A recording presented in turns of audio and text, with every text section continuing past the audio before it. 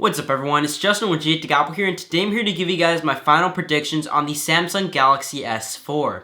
The Samsung Galaxy S4 is set to be released at the Big Apple, New York City on March 14th, and is Samsung's chance to hold on the edge as the top smartphone on the market.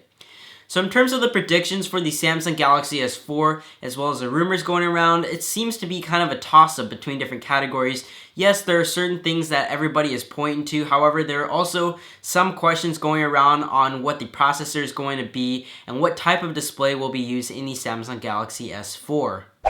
Starting out with the display, the Samsung Galaxy S4 is said to have a little bit of a larger display, coming in at 4.99 inches, just a little bit bigger than the one on the Samsung Galaxy S3. In terms of the actual display itself, it is said to have an HD Super AMOLED display. However, other rumors, more recent rumors, say that there could be an HD Solux display instead of the HD AMOLED, which is seen on many Android devices right now. What really interests me here is the resolution. It is said to have a full HD 1920 by 1080 resolution with a 441 ppi, which for reference, the iPhone, the Samsung Galaxy S3, the displays of those come in at just over 300 ppi. So whether you can really notice a difference or not, we won't really know that until we actually see the device, but it definitely presents a very, very nice clarity. The resolution there is something that I'm very interested in. The Samsung Galaxy S4 will also, probably without a doubt, feature the Corning Gorilla Glass 2, which is a really strong glass that will probably prevent the cracking if you're going to be dropping your device. It is a very strong piece of glass, which is great to see on many smartphones now. In terms of the processor, there have been many rumors going around, with initial rumors stating that it will have an Exynos 5450 quad-core processor. However, recent rumors pointing towards the fact that Samsung will be using Qualcomm's new Snapdragon 600 processor, which is clocked in at about 1.9 gigahertz. There are also some side rumors saying that they'll be using the Exynos 5 Octa, which is an 8-core processor with 4 major cores as well as 4 smaller cores. However, people are saying that it could overheat the device and it will not really be suitable for the Samsung Galaxy S4. So in my opinion, I feel that even though the Snapdragon 600 is a very powerful processor, which is seen on the HTC One that was just announced at Mobile World Congress, which is a really, really nice phone, I think Samsung would like to set themselves apart and use their own processor. So in my opinion, I think Samsung will be using the Exynos 5450 processor. The Samsung Galaxy S4 is also expected to feature 2 GB of RAM, as well as a micro SD slot for expandability, as well as a micro USB port, which is seen on pretty much every Android device out there. And also in terms of the actual build and hardware itself, I kind of have a feeling that Samsung would like to stay with the plastic, the design as a Note 2 and the Samsung Galaxy S3. However, they may actually go towards an aluminum or unibody design. As you know, HTC's previous flagship phone was the HTC One X, which was a plastic design, just like the Samsung Galaxy S3. However, in the new HTC One, we saw them switch over to a really nice unibody aluminum design. So perhaps Samsung might go along with that to add some durability, and the overall look of the device of unibody always seems to look really, really nice. In terms of the pixel count, I feel that the Samsung Galaxy S4 will feature a 13 megapixel camera as rumored. They might only make it a 10 megapixel camera, but I do feel that they will go ahead to a 13 megapixel camera. From Samsung's approach, I think they would go with more like a general consumer market where the bigger the better, the higher megapixel count is better. However, if you saw HTC, they went with like the ultra pixel where there's like 4 ultra pixels, which are just bigger pixels to give you a better image quality. But I think in terms of the marketing, I think it's smarter for Samsung to go with a higher megapixel count. In terms of the video recording, it is a given that it will at least be a 1080p Full HD video recording at 30 frames per second, and the front-facing camera will probably also be upgraded to 2.2 megapixels or so, and also HD recording on the front-facing camera like we saw on other smartphones.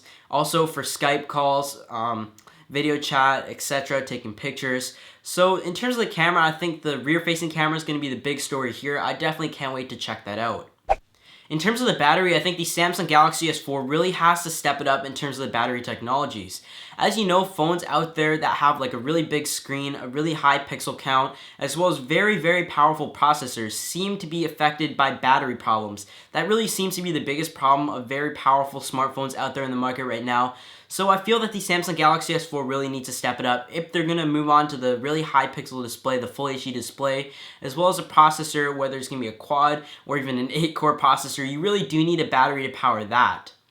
Right now, the Samsung Galaxy S3 has a 2100 milliamp battery. However, the rumors are pointing to a 2600 milliamp battery for the Samsung Galaxy S4, which I feel is probably going to be adequate for the S4 in order to power its larger display with a full HD resolution, like I said, and the new processor, and it should last you about a full day.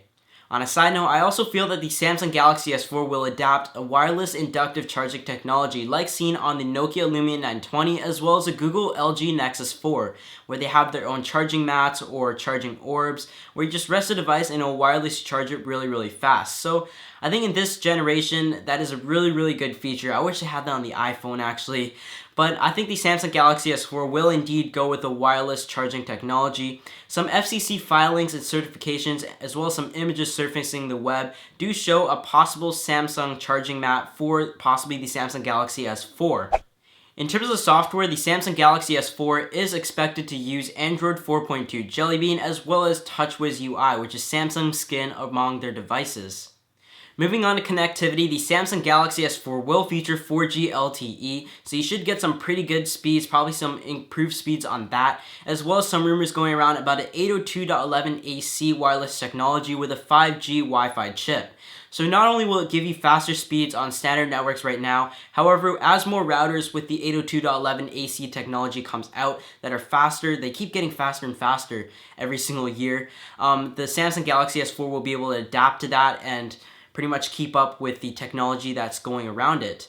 And in terms of the Wi-Fi, it will obviously feature Bluetooth 4.0 and of course NFC capability, which is pretty cool to see Samsung use in their tiles, where you can configure the tiles. That is really cool, and I hope Samsung goes and moves forward with more things that the NFC can do. Possibly even like wireless payments or just some really cool stuff you could do with NFC, as NFC is really limitless with its wireless technologies. In terms of the pricing and configurations, the Samsung Galaxy S4 is expected to launch in a 16, 32, and 64 gigabit configuration coming in black and white.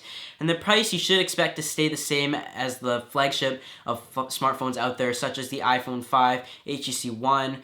Probably should expect the price to stay around there depending on where you live. Moving on to availability, the Samsung Galaxy S4, obviously, you guys know, will be coming out on March 14th. At least it will be unveiled on March 14th. However, rumors are pointing to pre-order starting in either late March or early April, and the device actually becoming available anywhere between April 15th and 22nd to the US and UK first. These rumors are coming out of some major retailers over in the UK having some inventory lists show up, and a lot of times those are pretty close to accurate. So I'm really looking forward to this device. I'm probably going to be picking one up to review for you guys. And I have to say this is going to be a very big launch for Samsung, as they will try to prove themselves the top of the market once again. As you know, right now it's been back and forth between the Samsung Galaxy S3 and the iPhone 5 in terms of market share in the US. So I think it's a really big event for Samsung to set the tone and set the standards for the device for this year. So let me know what you guys think about the Samsung Galaxy S4, what you guys think you will see on the Samsung Galaxy S4, and whether you will be picking one up or not. Please be sure to hit the like button below, as that really helps out my channel, and subscribe for some more videos as well as some possible unboxings, reviews, and comparisons of the Samsung Galaxy S4. So thanks for watching. I'll be doing some coverage right after the event on March 14th. I'll see you guys in my next video.